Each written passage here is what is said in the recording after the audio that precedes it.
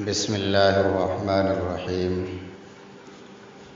نحمده ونصلي على رسوله الكريم أما بعد أعوذ بالله من الشيطان الرجيم بسم الله الرحمن الرحيم قالت رب ابن لي عندك بيتا في الجنة ونجني من فرعون وعمله ونجني من القوم الظالمين. وقال النبي صلى الله عليه وسلم من كان لله كان الله له وأنتم الأعلون إن كنتم مؤمنين. وقال تعالى وَأَنْتُمُ الْأَعْلَوْنَ إِن كُنتُم مُؤْمِنِينَ. میرے محترم، میرے معزز، میرے معقر عزیز ساتھیوں، بزرگوں، دوستوں، بھائیوں، پیارے بچوں،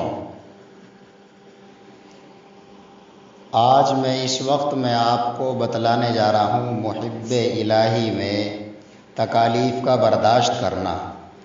فرعون کی ایک باندی تھی حضرت ماتشاہ رضی اللہ تعالی عنہ اور بیوی فرعون کی بیوی آسیہ. ان کا ایک چھوٹا سا واقعہ آپ حضرات کے سامنے پیش کرنے جا رہا ہوں. دعا کریں کہ اللہ رب العزت مجھے صحیح کہنے اور آپ کو صحیح سمجھنے اور اس پر عمل کرنے کی توفیق نصیب فرمائے. میرے محترم دوست و بزرگوں، آج بتاریخ 16 مئی 2020 بروز پیر 23 رمضان المبارک 1441 ہجری. بتلانا یہ چاہتا ہوں دوستو، قریب قریب کو تشریف لے آؤ، آگے آگے بیٹھو سب. بتلانا صرف یہ ہے کہ رمضان المبارک کا بھی مہینہ چل رہا ہے. اس میں اللہ کی بارگاہ میں جو آخری عشرے میں پڑھنے کی دعا ہے، اللہم انک عفو تحب العفو فاعف عنا، یہ دعا کریں. اور لا الہ الا اللہ کا بھی یہ بھی افضل الذکر ہے، اس کا بھی آپ جو ہے اس کو بھی زیادہ سے زیادہ پڑھیں. سبحان اللہ، الحمدللہ، غرض جو بھی کلمات کہے جائیں گے زبان سے نکلیں گے انشاءاللہ تعالی آخرت میں خیر کا سبب بنیں گے. تو میرے محترم دوستو بزرگوں، فرعون کی ایک باندی تھی، وہ سیدنا حضرت موسیٰ علیہ السلام کے رب پر ایمان لے آئی. فرعون کو جب پتہ چلا اسے دربار میں بلایا، وہ خوشی خوشی دربار میں حاضر ہوئی. اور کیوں نہ ہوتی، آج اس کی محبت کا امتحان اور امتحان کے بعد وصال محبوب کا دن تھا. کیا تھا جی؟ اللہ سے ملاقات کا دن تھا، اللہ سے ملنے کا دن تھا. وہ خوشی کے ساتھ میں فرعون کے دربار میں حاضر ہوئی. فرعون نے کہا کہ کیا تو کسی اور خدا کی عبادت کرنے لگی ہے؟ فرمایا کہ ہاں ضرور کرنے لگی ہوں، اور یہی بات ہے. اچھا، اس خدا کو چھوڑ دے. فرعون نے کہا کہ اس خدا کو چھوڑ دے اور میری خدائی کا اقرار کر لے اور میرے سامنے مجھے خدا مان لے.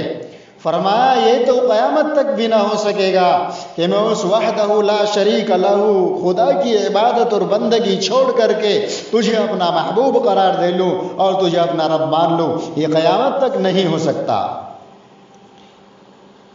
کہ اچھا، فرعون نے حکم دیا کہ اس کو چومیخا کرو. فوراً اس کے چمچوں نے، فرعون کے جو غلام تھے، جو فرعون کے خادم رہا کرتے تھے، انہوں نے چاروں ہاتھوں میں، پیروں میں کیلے، میخیں اور بتاشے کی جو کیلیں ہوتی ہیں، یہ کیلیں جکڑ کر اور بالکل بے حس و حرکت لٹا دیا. لیکن دوستو بزرگوں، پھر بہت سے سانپ اور بچھو جو اہل اللہ کے کٹوانے کے لیے فرعون کے دربار میں موجود رہتے تھے، وہ ظالم فرعون نے، ملعون فرعون نے وہ منگائے اور اس عورت کے اوپر ڈالے اور کہا کہ لے اب بھی اس خدا کو چھوڑ دے، نہیں تو میں پورے 2 ماہ تک اسی عذاب میں ڈالے رکھوں گا۔ کتنے دن تک جی؟ 2 ماہ تک۔ زور سے بتلاؤ، کتنے دن تک؟ 2 ماہ تک عذاب میں ڈالے رکھوں گا۔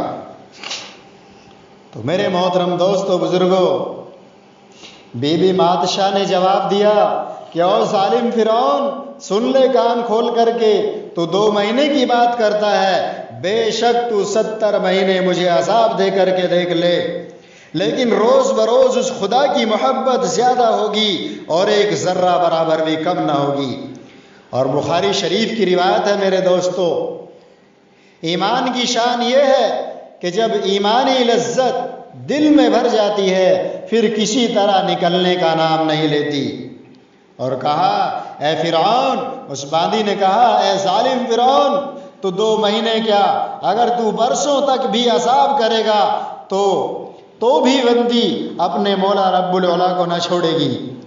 اس نیک بیوی کی 2 بیٹیاں تھیں، ایک 5 سال کی اور ایک ابھی دودھ ہی پیتی تھی۔ اس ملعون فرعون نے، ظالم فرعون نے دونوں کو بلا کر پہلے بڑی بیٹی کو، بڑی لڑکی کو اس کی ماں کی چھاتی پر لٹا کر ذبح کیا اور پھر یہ کہا لے اب بھی سمجھ جا، نہیں تو اس دودھ پیتی بچی کو بھی تیری چھاتی پر لٹا کر اسی طرح ذبح کر دوں گا۔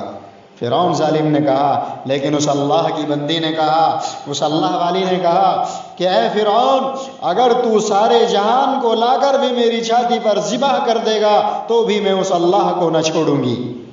یہ سن کر فرعون کو غصہ اور آیا، حکم دیا کہ اس چھوٹی لڑکی کو بھی ذبح کیا جائے۔ لیکن میرے محترم دوستو بزرگوں، جس وقت اس معصوم ننھی سی بچی کو، اس ننھے سے پھول کو چھری کے نیچے ماں کی چھاتی پر لٹایا گیا، جو پہلے اس چھاتی پر کبھی دودھ پیا کرتی تھی اور آج وہ چھوٹی سی جان اور ننھی سی جان اس نعمت کے شکریہ میں راہ مولا میں قربان کرنے کے لیے لٹائی گئی ہے، ماں کی آنکھوں میں آنسو آ گئے، اس بیوی کی آنکھوں میں آنسو آ گئے اور فرعون نے کچھ ترس نہ کھایا۔ 6 مہینے کی جان نے بآواز بلند کہا ہائے اماں، اپنی اماں کو پکارا، اپنی والدہ کو پکارا، اے میری ماں تو روتی کیوں ہو، تم روتی کیوں ہو، اور جنت تمہارے لیے تیار ہو چکی ہے، اے اماں جان جنت میں پہنچ کر دیدار الہی نصیب ہوگا۔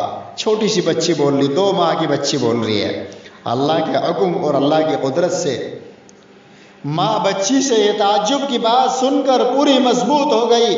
ادھر ظالموں نے اسے ذبح کیا، ننھی بچی کا فراق زیادہ ماں نے پسند نہ کیا، خود بھی ساتھ راہ جنت ہوئی اور نہایت آرام سے جنت میں پہنچ گئی۔ یہ تینوں ماں اور تینوں بیٹیاں خدا کی راہ میں کام آ گئی۔